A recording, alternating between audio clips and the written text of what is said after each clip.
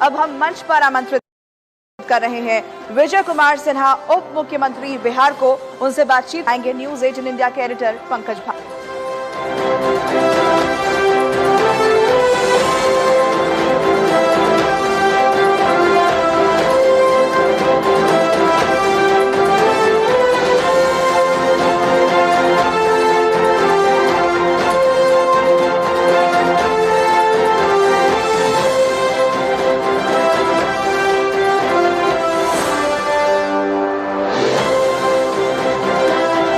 आप लोगों की जोरदार तालियों के साथ बिहार के डिप्टी सीएम विजय सिन्हा जी का आप स्वागत कीजिए। विजय जी, बहुत बहुत स्वागत है आपका। देखिए, आप सोशल मीडिया का जमाना है। अभी अभी मैं आपका ट्वीट पढ़ रहा था, लगभग 1 घंटे पहले आपने ट्वीट किया और उसमें आपने जिक्र किया, कुछ अखबारों की प्रतियां उसमें हैं और उसमें आपने लिखा है कि कथनी और करनी एक कीजिए और फिर गांधी जी का नाम लीजिए। जरा समझाइए सर, यह इशारा प्रशांत किशोर को है क्या? देखिए, आजादी के हम 75 वर्ष गुजार चुके और आजादी के लिए जिन शहीदों ने अपना बलिदान दिया, जो सपना उन्होंने संजोया है और संविधान राष्ट्र की आत्मा को जिस तरह से एक एक शब्दों को पिरोया है, आज उसको हम अपने जिंदगी में चरितार्थ नहीं कर पा रहे हैं। संविधान निर्माताओं ने संविधान में भाग 3 पर फंडामेंटल राइट का जिक्र किया। उसमें भगवान राम, मां जानकी और लक्ष्मण जी का चित्र लगाया कि जब भी हम अधिकार की बात करेंगे तो मर्यादा का पालन करेंगे। और फंडामेंटल ड्यूटी भाग 4 में जो जोड़ा गया, उसमें भगवान कृष्ण और अर्जुन का चित्र लगाया कि हम अपने कर्तव्य बोध को पहली प्राथमिकता दें, लेकिन हम बापू के नाम का, बापू के उपनाम का जोर कर करके आजादी के इतने लंबे सफर तय कर चुके, लेकिन उनके एक भी सिद्धांत को जमीन पर नहीं उतार पाए। और जिन लोगों ने जमीन पर उतारने का प्रयास किया, आज देश के माननीय प्रधानमंत्री नरेंद्र मोदी जी के अंतिम पंक्ति में बैठा व्यक्ति तक विकास और उसका उत्थान कल्याण की बात कर रहे हैं। गरीबों के हित में सारी योजनाएं चल रही है, गरीबों का सम्मान, स्वच्छता अभियान जो हमारे शरीर को ही बीमार नहीं, राष्ट्र को बीमार कर देता है। स्वच्छता तन के अंदर हो या तन के बाहर हो, आज उस विषय पर चिंतन नहीं हो रहा है। हम कितने गंदगियों से भरते जा रहे हैं, कितने विकारों से ग्रसित हो रहे हैं। हमारा राष्ट्र आजादी की लड़ाई लड़ रहा था, सामने कौन खड़ा था? फिरंगी से हम लड़ रहे थे, गुलामी से मुक्ति की चाहत थी। लेकिन आज हमारी मानसिकता क्यों गुलाम होते जा रहा है? क्यों हम जातीय जहर के लहर के कहर से प्रभावित हो रहे हैं? क्यों हम जाति, धर्म, क्षेत्र, भाषा में सिमटे जा रहे हैं? गांधी जी का आत्मा आज कहीं न कहीं रो रहा होगा। जिन लोगों ने स्वदेशी की बात कर रहे हैं, स्वराज की बात कर रहे हैं, गांधी जी के सपना को साकार करने का, सिद्धांत विहीन राजनीति के भाव को उठाने का, ये तमाम विषय हम तब इस पर गांधी जी पर उनको आदर्श बनाते हैं तो उसको स्वीकार करनी चाहिए, करनी कथनी एक करनी विजय चाहिए। जी, आपने कहीं ऐसा तो नहीं कि एक तीर से 2 शिकार किए? दिल्ली वालों को भी आपने लपेट लिया साथ में? नहीं, मैं साफ तौर पर कह रहा हूं कि आज स्वच्छता अभियान देश के हमारे 2/3 नौजवानों के मन के अंदर बापू ने जो भाव जगाया था, आज प्रधानमंत्री जी ने उस अभियान को चलाया। आज गंदगी से कितनी बीमारी फैलती थी, महामारी, और आज उसको साकार कर रहे हैं।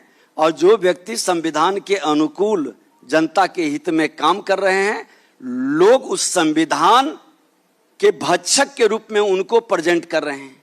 सच्चाई है कि संविधान का जो सही रक्षक है, संवैधानिक संस्था का जो सही सम्मान देता है, और वैसे व्यक्ति के ऊपर अंगुली उठाया, तो इस पर तो बहस डिबेट होनी ही चाहिए। और निश्चित तौर पर संविधान और बापू के सपनों को साकार करने पर चर्चा होनी चाहिए। जिसके करनी कथनी में अंतर है, वैसे लोगों को इनके नाम लेने में कहीं ना कहीं शर्म लगनी चाहिए। ये लोग कौन है, वही मैं आपसे जानना चाह रहा हूं। अरविंद केजरीवाल और प्रशांत किशोर को इशारा किया आपने कहीं ना कहीं। देखिए, निश्चित तौर पर आज जिन लोगों ने शुचिता की बात समाज के अंदर करने के लिए आए थे। समाज के अंदर एक बहुत बड़ी बीमारी आजादी के बाद धीरे धीरे जिस तरह से फैला, वह भ्रष्टाचार, करप्शन कास्ट से ज्यादा जहरीला हो गया। और वह जहर आज हमारे हर डेवलपमेंट, विकास की गति को रोक रहा है, विकास को प्रभावित कर रहा है।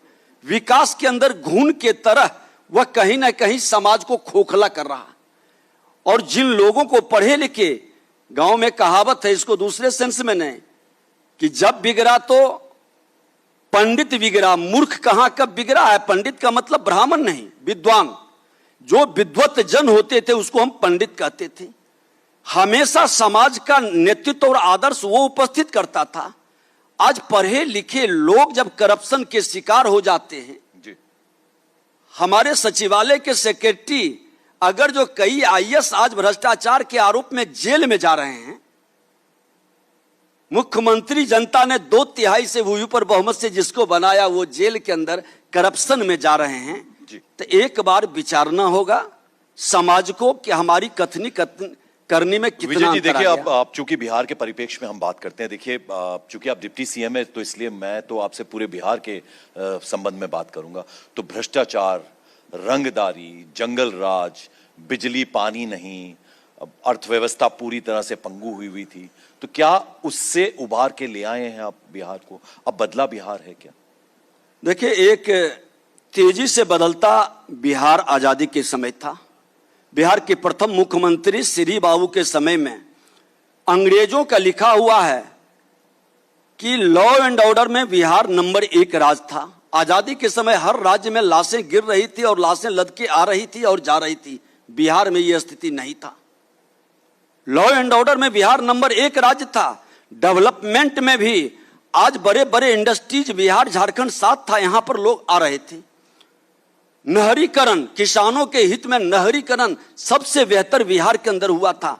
विगत काल खंडों में ये लगभग 40-50 साल के अंदर ये डेवलपमेंट कहीं ना कहीं ब्रेक लगा। राजनीतिक अस्थिरता के कारण, कांग्रेस की अंतिम सरकार में राजनीतिक अस्थिरता और अपराधियों का एंट्री, और उसके बाद एक गरीबों का मसीहा बन करके उभर के श्रीमान लालू प्रसाद यादव जी आए थे। बड़ी उम्मीद था, तानाशाही, हिटलरशाही से मुक्ति ला करके इनको बैठाया गया था। लेकिन इन्होंने जो बिहार को उपहार में दिया, जो इन्होंने बिहार को वो दाग दिया, बिहारी शब्द को गाली बना दिया, बिहार उबर नहीं पाया। एनडीए की सरकार, माननीय मुख्यमंत्री नीतीश कुमार जी की सरकार 2005 में आई। लॉ एंड ऑर्डर पर सबसे पहले कमांड लगा। नरसंहार बंद हो गया, आज भी बंद है। नरसंहार, एक भी नरसंहार नहीं हुआ। लेकिन बीच बीच में वो जंगल राज के पुरोधा लोगों को अवसर मिल जाने से अपराधियों का कहीं न कहीं मनोबल बढ़ा, जिसके कारण अपराध पर आज भी पूरी तरह से मुक्ति बिहार के लिए जरूरी है। क्योंकि जब तक अपराधी पर हम लगाम नहीं लगाएंगे, करप्शन पर लगाम नहीं लगाएंगे, तब तक निवेशक बिहार के अंदर नहीं आएंगे। विजय जी देखिए, आपकी जो स्पष्टवादिता है ना, उसके हम कायल हैं। आप जरा ये समझाइए कि नीतीश जी जब तो आरजेडी के साथ होते हैं तब जंगल राज, और जैसे ही बीजेपी के साथ आते तो राम राज हो जाता है। तो ये जरा समझाइए आप। नहीं, मैं बता दूं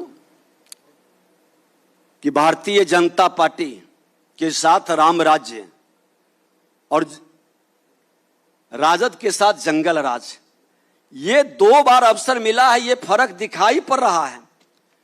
2005 में हम आए थे, लॉ एंड ऑर्डर पूरी तरह से संभला था, क्योंकि भारतीय जनता पार्टी शांति को पसंद करती है, समाज के अंदर सुशासन को पसंद करता है और शासन में हस्तक्षेप नहीं करता है, प्रशासन पर दबाव नहीं डालता है।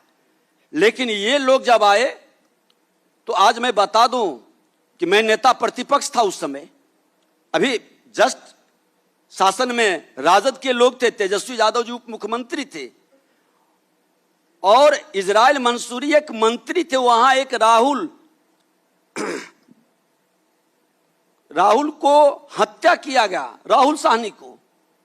हमने सदन में मामला उठाया, कागज दिया, उसके मां बाप केस करने गए, एफआईआर तक नहीं हुआ। मुख्यमंत्री जी को भी कागजात दिया, प्रेशर में बाद में सरकार चली गई। ये राजद की सोच थी। भारतीय जनता पार्टी में अगर जो हमारे भी लोग इस तरह के कार्य करते हैं या दूर दूर तक संलिप्त रहते हैं, उस पर एक्शन होता है। कोई पार्टी के लोग उसके पक्ष में खड़ा नहीं होते। ये सोच की बात है। हम अपराध और भ्रष्टाचार को संरक्षित करके समाज में अपनी विश्वसनीयता और सुशासन स्थापित नहीं कर सकते हैं। ये सच है। विजय जी देखिए, अब चूंकि हम बिहार की बात कर रहे हैं तो पुल बहुत गिर रहे हैं आजकल, डरा रहे हैं। क्यों हो रहा है ऐसा? क्या पुल बहुत गिर रहे हैं सर? मैं आपको जानकारी दे दें कि बिहार के अंदर, मैंने पहले ही कहा कि आजादी के समय डेवलपमेंट सबसे ज्यादा बिहार के अंदर हुआ। हमारा इंफ्रास्ट्रक्चर सबसे आगे बढ़ा। श्री बाबू बिहार के प्रथम मुख्यमंत्री थे। उस पीरियड के बहुत सारे पुल और डेवलपमेंट, आज जिसकी आयु 35 वर्ष से 50 वर्ष घोषित की जाती है, आज वो 60-65 वर्ष में भी चल रही है। और वैसे पुल हमने आपको जानकारी दें कि 10,024 पुल पुलिया का मैंने सर्वे करवाया, जिसमें 399 पूरी तरह से क्षतिग्रस्त है, जिस पर हमने कहा बोर्ड लगा दो। और जिसकी भार क्षमता जो पहले बना बड़े बड़े सड़क में, अब हम 4 लेन की बात करेंगे तो वहां का लोड बियरिंग कैपेसिटी अलग रहेगा, 2 लेन की बात करेंगे तो अलग रहेगा, लेकिन सिंगल लेन और ग्रामीण सड़क का लोड बियरिंग क्षमता कम रहता है। आज रोड का डेवलपमेंट हो गया है, चौड़ीकरण रोड की हो गई है, पथ निर्माण विभाग से काफी बेहतर सड़क बनाया गया, हैवी वाहन आ गया, जो 24 टन और 12 टन की गाड़ी नहीं, अब 54 टन की भी गाड़ी चलती है। और आज हमारे ब्रिज जहां डैमेज हो रहे हैं, हमने कहा कि उस पर भार क्षमता लिखो और रोको, क्योंकि पुराने ब्रिज को जब तक हम चेंज नहीं करेंगे, नए वातावरण में नए व्हीकल, हैवी व्हीकल उससे जब गुजरेंगे तो वो डैमेज होंगे। और अभी तक मेरे विभाग से मात्र एक अगवानी पुल गिरा है, और अगवानी पुल का भी कारण, मैंने नेता प्रतिपक्ष के नाते 3 बार स्थल पर गया था और हमने जांच के लिए दिया, बाद में कोर्ट चले गए। उस समय पथ निर्माण मंत्री तेजस्वी यादव जी थे। हमने कहा था एक्शन होनी चाहिए और इससे कंपनी पर कार्रवाई होनी चाहिए, लेकिन कोर्ट से निर्देश प्राप्त कर करके कि वही काम करेंगे, थोड़ा सा कहीं ना कहीं विभाग की हाथ बन जाती है। अभी तक सारे पुल हमारे ग्रामीण कार्य विभाग, जल संसाधन विभाग के माध्यम से जो बने हैं, छोटे छोटे पुल वही गिर रहे हैं। पथ निर्माण विभाग, ग्रामीण कार्य विभाग के 2000 किलोमीटर सड़क अधिग्रहण किया चौड़ीकरण के लिए। अब उसमें भी जो पुल, उसी में हमने सर्वे करवाया है कि लगभग 399-400 पुल एकदम उपयोग के लायक नहीं है। अब हम लोगों ने माननीय मुख्यमंत्री जी के नेतृत्व में एक अनुरक्षण नीति ला रहे हैं कि ताकि इस तरह के डैमेज पुल पुलिया को, हम कलभट को बना सकें, सुधार सकें और इस तरह के माहौल खड़ा न हो। एक चीज और मैं आपको बता दूं कि आज जो सड़क हमने बना रहे हैं, इसकी लोड कैपेसिटी, इसकी क्षमता 13 से 15 वर्ष है। अब 15 वर्ष के बाद रोड धंसने लगेंगे। अगर जो हम समय रहते उसका भी अनुरक्षण नहीं करेंगे तो पता चला कि रोड ही धंसने लगा, क्योंकि उसकी क्षमता एक कैपेसिटी होती है। तो जो उस पीरियड का हुआ, विगत काल खंडों में एक तरह से कहीं ना कहीं ब्रेक लग गया। वो 30 बरस, इधर 20 बरस से थोड़ा थोड़ा डेवलपमेंट जो हुआ, नए सड़क पर नए पुल का मामला बना, उस पर हम लोग आगे बढ़ रहे हैं। लेकिन पुराने का अनुरक्षण नीति नहीं बनी थी। पहली बार अनुरक्षण नीति बनने जा रही है, जिससे हमारी विकास की गति भी बढ़ेगी और जो लोगों को शिकायत है उसकी सच्चाई को भी बताना और उसको अवगत कराना हमारी जिम्मेवारी है। ठीक है सर, चूंकि आप डिप्टी सीएम है बिहार प्रदेश के, तो आपसे जानना जरूरी है। वैसे मैंने नीतीश मिश्रा जी से भी सवाल किया था। 16 जिले इस वक्त बाढ़ की चपेट में है, तो ये बड़ी भयावह सी स्थिति बनती है। हर बरस की ये कहानी है सर, तो कैसी स्थिति है, जरा आप हमें समझाएंगे इस वक्त? देखिए, प्रकृति का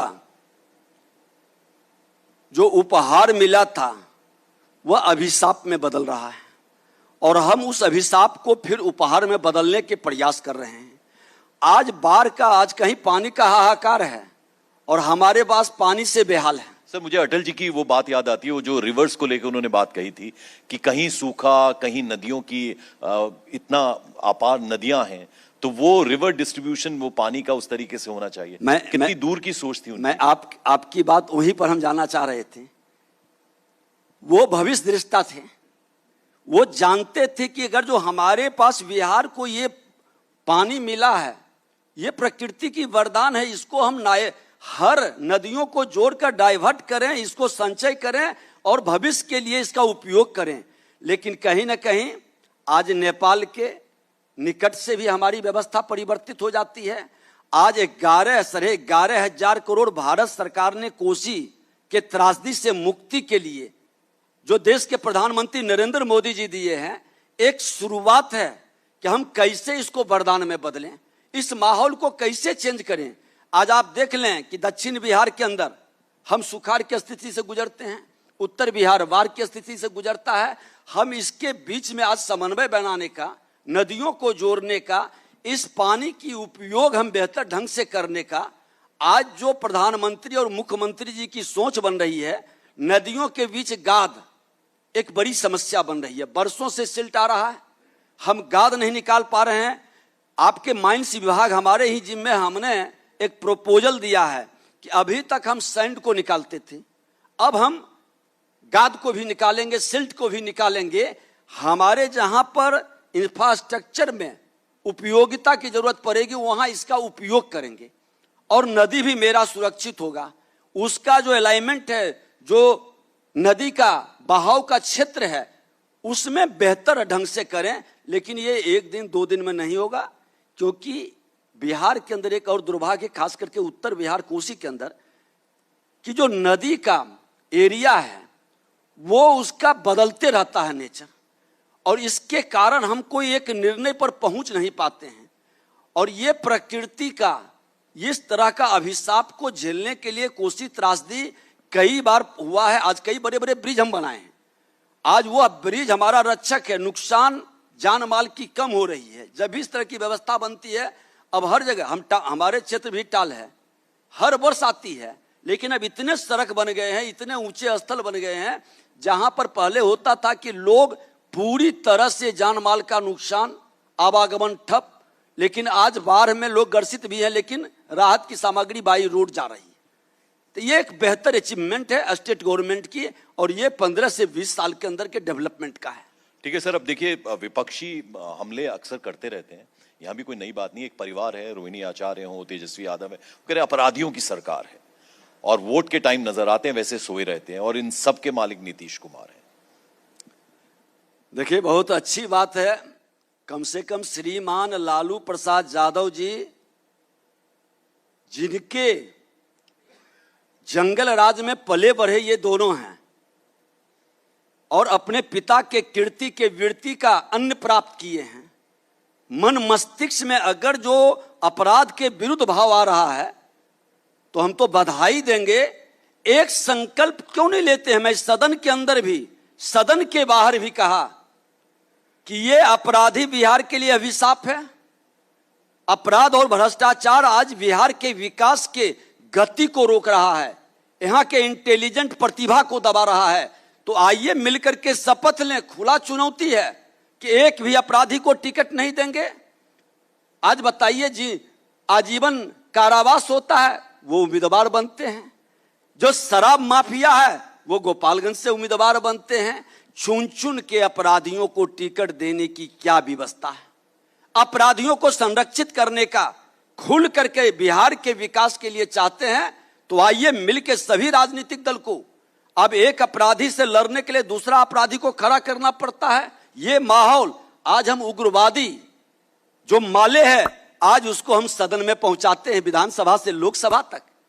जो नरसंहार करने वाले की कई केस और आरोप चलता है, उस लोगों को आप सदन में पहुंचा करके सदन के अंदर भी नरसंहार का वातावरण बनाना चाहते हैं। क्यों नहीं संकल्प लेते हैं? क्या समाज में अच्छे लोगों की कमी है?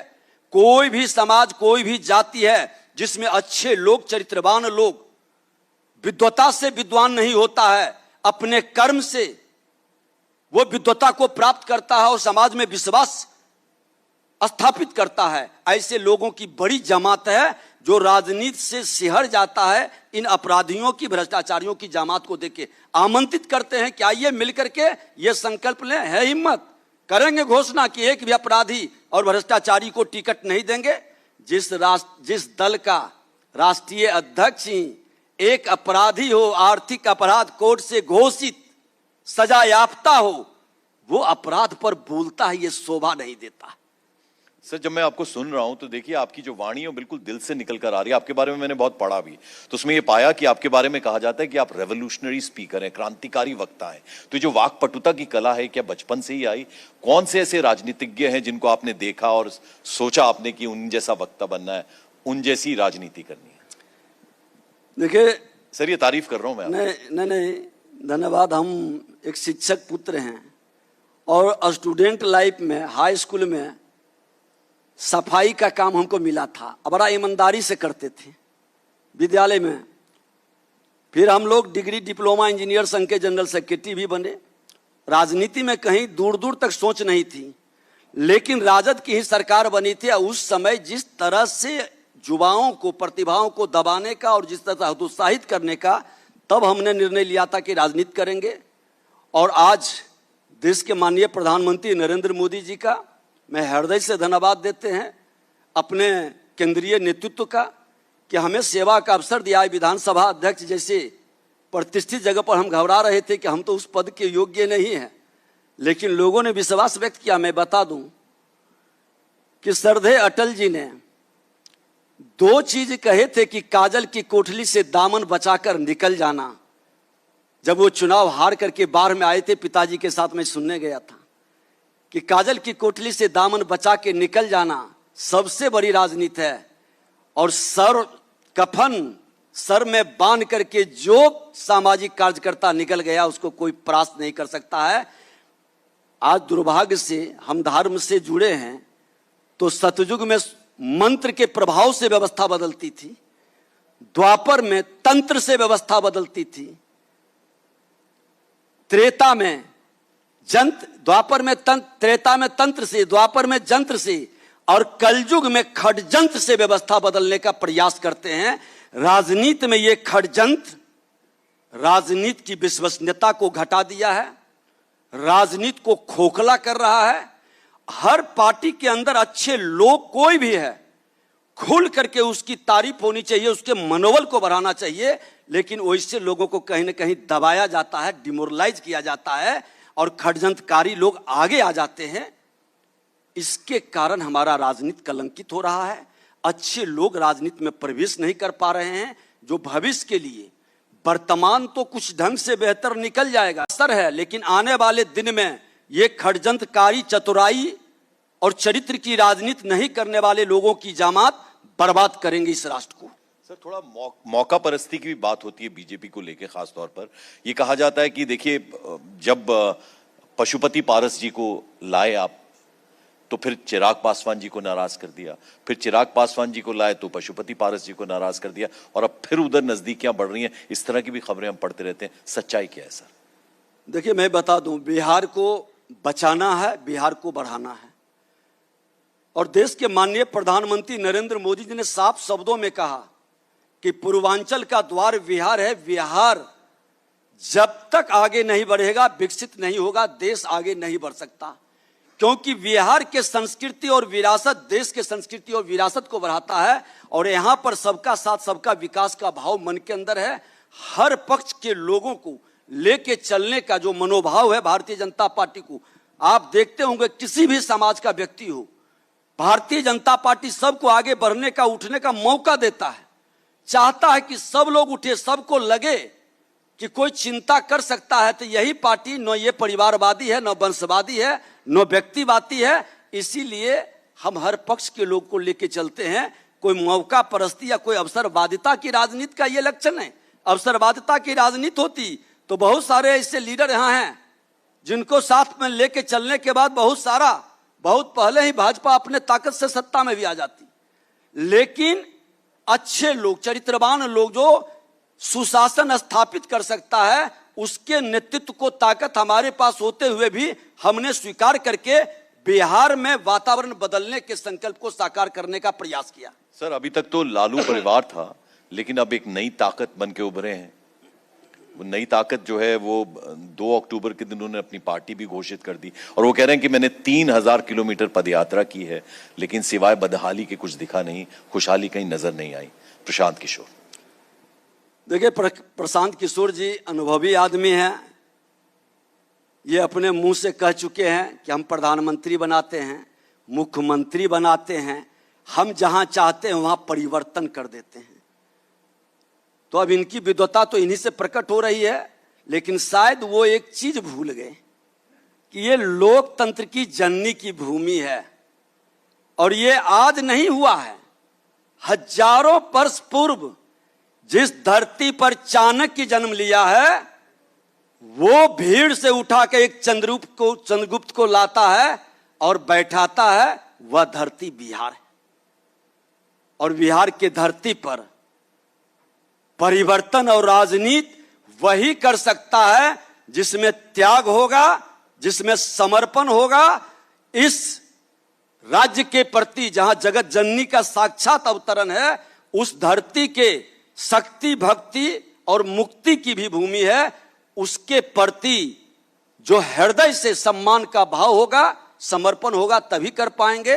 अब उतना वो क्या कर पाते हैं ये वक्त बताएगा, लेकिन तुष्टीकरण की राजनीति से बिहार कभी नहीं बदला है, कभी नहीं बदलेगा। विजय जी, देखिए, आपकी अच्छी बात पता क्या, अच्छी बात ये कि आप दिल से बात करते हैं और जो शख्स दिल से बात करता है वो जनता उसकी बात को समझती है, सुनती है और मानती भी है। तो जरा आप सर दिल पे हाथ रख के बोलिएगा, जिस तरह की अभी लोकसभा चुनावों में हमने नतीजे देखे तो कुछ नुकसान हुआ बीजेपी को, और अभी हरियाणा, जम्मू कश्मीर में चुनाव है तो वहां पर भी जो इस तरह से लग रहा है कि कुछ बहुत अच्छी स्थिति में है नहीं बीजेपी। बिहार में एनडीए पूरी तरह से मजबूत है और फिर से जब चुनाव होंगे तो लगता है आपको वापस से इसी स्थिति में होगी आपकी सरकार? देखिए, बिहार के अंदर बिहार की जनता को एक चीज का विश्वास और गारंटी है कि अगला व्यक्ति जो देश के प्रधानमंत्री नरेंद्र मोदी जी ने कहा है कि सबका साथ सबका विकास, इस पर लोगों को विश्वास है। जाति के जहर से उब चुका है बिहार, और जो जाति के जहर का लहर से बिहार को नुकसान किया है, बिहारी शब्द को कलंकित किया है, उससे मुक्ति का छटपटाहट हर बिहार के नौजवानों के मन के अंदर है। वो परिवर्तन चाहता है और वह परिवर्तन चुनाव में जो अगले लोग खड़े हैं उसमें दिखाई नहीं पड़ता है। अब बता दें, जो चार्टर्ड विमान पर बर्थडे मनाएगा उस व्यक्ति पर बिहार के परिवर्तन और विकास का विश्वास कैसे बढ़ेगा, कैसे लोग विश्वास करेगा? सर, एक छोटा सा सवाल आखिर में मैं आपसे पूछना चाहूंगा, वो ये कि अगर हम वाराणसी की बात करें, शिव की नगरी है काशी, वहां से जितने मंदिर हैं वहां पर साईं की प्रतिमा वहां से हटाई गई है। तो आप, चूंकि संस्कृति मंत्रालय भी आपके पास है, क्या ऐसा यहां तो नहीं होने जा रहा?